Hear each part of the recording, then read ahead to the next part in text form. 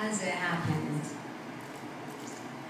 I put this together obviously last month. So the time here is October the 6th, 2012. But it happened a year ago, so it was like October 2011. And basically, I was looking for parrots on Google,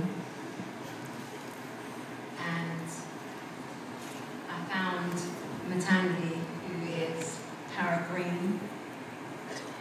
And on the Google search, you know, in India, she was the first one that comes up for Matangi, and then I was the second one.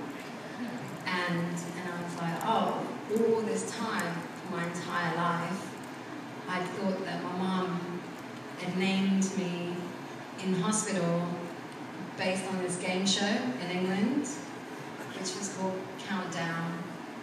And you basically pick consonants and vowels, and then it's like Scrabble, and you get to pick like 9 letters, and then you rearrange them into the longest word you can.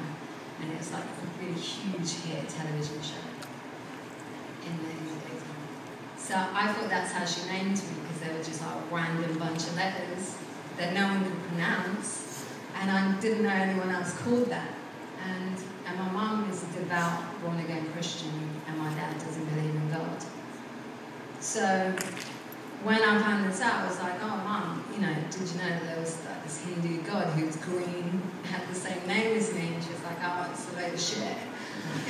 Just rubbish. Don't pay attention to it. And she hung up the phone, and that was it. And then that's kind of what happened. And then I found out that this lady has, her mantra is M.I.A. backwards, which is A-I-M. And so I started reading it. But the concept of this God is what I like. And she basically is a goddess of spoken word, or rap music, or whatever the thing is, in 5,000 years ago. But she lived on the outskirts of mainstream society and fought for information. So her whole existence is based on the purity of information and dealing with pollution of information. And I thought that was pretty cool, because the concept had existed 5,000 years ago that information could actually be polluted. And so, you know, this is my idea of spirituality. Like, I didn't go to an ashram and meditate and do yoga and stuff. I just was on Google again. But through Google, I found out that her mudra is a middle finger. Yeah. And her mantra is AIM. And she was also